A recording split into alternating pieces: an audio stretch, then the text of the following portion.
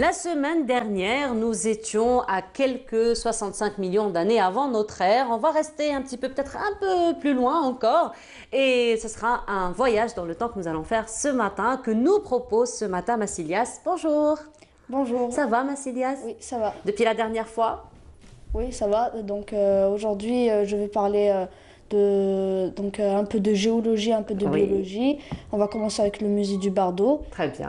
qui se trouve à Alger. Et ensuite, on va un peu parler de la formation de la Terre et des premières formes de vie. Voilà, très bien. Donc, la dernière fois, tu nous as parlé des dinosaures, tu nous Oui. as parlé un petit peu des dinosaures propres à l'Algérie. Oui. Et on retrouve quelques fragments donc, de la vie humaine, de la vie animale en Algérie au niveau du musée du Bardo. Donc, Oui. tu as visité le musée. Oui. Et donc, qu'est-ce que tu as à nous proposer donc, par rapport au musée? Donc le musée, ce qui est intéressant, c'est que il explique beaucoup de choses par rapport à l'Homo sapiens, l'homme d'aujourd'hui, mais dans son quotidien, tout le musée, à peu près tout le musée est consacré à l'Homo sapiens, D'accord. avec les outils perfectionnés qu'il utilisait. Après, il y a aussi d'autres crânes, d'autres humanidés et il y a aussi des fossiles d'animaux qui ont vécu durant l'ère des hommes de Néandertal. Donc, de tertiaire. Leur tertiaire, un oui, peu exactement, quaternaire. oui.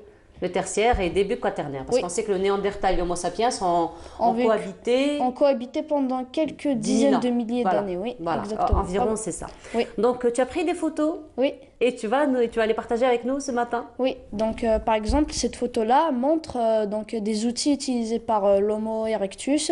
Ce sont des outils qui servaient certainement à découper la viande. Donc l'Homo erectus il a vécu il y a environ 1,5-1,6 millions d'années.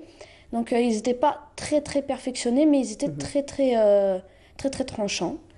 Donc voilà, ça c'est des sortes de couteaux.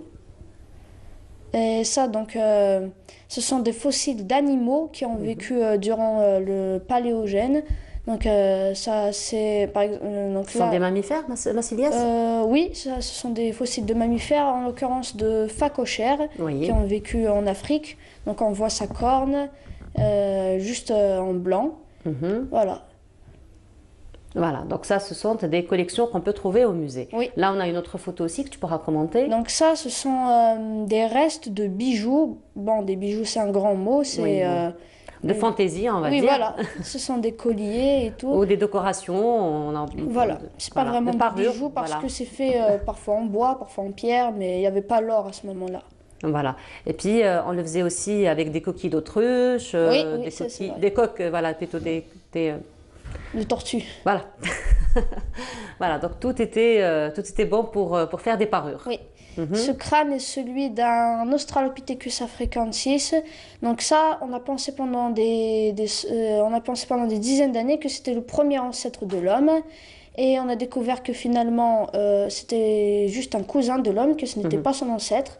Et que l'ancêtre le plus vieux de l'homme découvert pour l'instant, il s'agit de l'homme de Toumaï, qui a été découvert dans le croisement de l'Éthiopie, le Soudan du Sud et l'Ouganda, et qui date de 7 millions d'années, alors que ce crâne date seulement de 2,6 millions d'années. Voilà, donc on voit quand même que par rapport à la période, ça remonte à loin, ça remonte à beaucoup plus loin. Donc ça c'est un autre crâne, celui-ci c'est un ancêtre de l'homme, et on peut voir la forme de son crâne, il est très aplati, ce qui laissait pas beaucoup de place pour le cerveau, et donc au fil des millions d'années, au fil des centaines de milliers d'années, le cerveau était de plus en plus développé.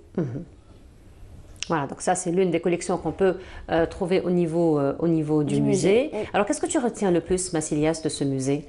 Donc je retiens beaucoup plus, comme j'ai dit tout à l'heure, de l'Homo sapiens, parce que c'est vraiment consacré à lui.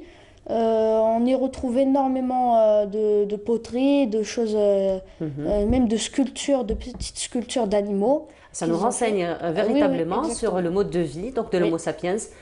Oui, l'Homo sapiens, c'est vraiment l'homme d'aujourd'hui. Par rapport à, donc il est apparu il y a quelques 500 000 ans. Et donc, c'était plutôt perfectionné pour cette époque. D'accord. Donc on appelle ça une technologie préhistorique. Oui, Voilà, on appelle ça une technologie. Parce que c'est vrai, hein, il faut dire oui, qu'ils étaient c'est quand même vrai. intelligents, ils arrivaient à s'adapter donc Oui. au mode de vie, à trouver des astuces pour se vêtir, Oui. pour Ils manger. avaient même une très bonne architecture. Oui, Et c'est l'Homo sapiens, sa particularité aussi, c'est que c'est le premier homme à être sédentaire. d'accord. Donc avant, ils étaient nomades, ils migraient, ils voyageaient. C'était une bonne chose parce qu'on a découvert des autres continents. Voilà. Et l'Homo sapiens, c'est le premier qui s'est sédentarisé, c'est-à-dire qui a vécu de l'agriculture, de l'élevage, au lieu de chasser à chaque fois. Et donc on dit souvent que c'est en Mésopotamie que les premières traces de sédentarisation sont nées. Et pourtant, ça remonte à un peu plus loin. Donc c'était en Afrique, en Égypte, dans l'actuelle Égypte. C'était les ancêtres des pharaons, des Égyptiens. Ils se sont sédentarisés avant la Mésopotamie et tout. Voilà. Et ça aussi, c'est bien parce que ça nous a appris l'agriculture, ça a développé c'est l'agriculture, ça a développé l'élevage Oui. et bien plus tard, donc l'industrie. Oui, Voilà. Mais sinon, Massilias, là, on est quand même à une époque un peu plus récente par Oui. rapport à l'époque de la création de la Terre et des premières apparitions de la vie, de la vie sur Terre. Oui. Bon, la vie humaine, c'est récent. De la vie sur Terre. oui, donc la Terre est apparue il y a 4,6 milliards d'années. Ça remonte à loin, mais quand on sait que l'univers s'est formé, donc l'univers des galaxies, des étoiles, s'est formé il y a 13 milliards d'années, on se dit quand même que ça remonte beaucoup plus loin que Beaucoup la plus loin. planète. Et donc le système solaire aussi est plus vieux que la planète. Donc avec la formation du Soleil il y a 5 milliards d'années, c'est le système solaire qui se forme. Donc la planète... Voilà. Là, nous avons une. Oui, Là, c'est le Big Bang. Hein. On est dans le Oui. Big Bang. non, Non, c'est pas pas dans le... encore. Donc ça, c'est censé représenter un peu la formation de la Terre au fil des centaines de millions d'années. On va dire au fil du temps parce qu'on ne Oui. va pas pouvoir quantifier finalement Oui, exactement. le temps. Bon, ça, ce sont un peu des images amateurs, parce que on peut pas être sûr à 100% de quoi Oui. ressemble la Terre. Tout ce qu'on sait, Effectivement. c'est que toute la surface de la Terre était remplie de lave et de volcans. C'est tout ce qu'on sait. Donc, ce sont des reconstitutions Oui, des par rapport à ce que reconstitutions. nous avons comme données scientifiques. Oui, exactement. Et donc, on sait que il y a environ 4 milliards d'années, il y avait de petits astéroïdes qui ramenaient des particules d'eau, donc H2O, qui ramenaient de l'eau sur la Terre. Donc, il y avait de plus en plus d'eau. Et cette eau, cette eau a permis d'abriter la vie. Donc, il y a 3,8 milliards d'années, c'est l'hypothèse la plus vraisemblable.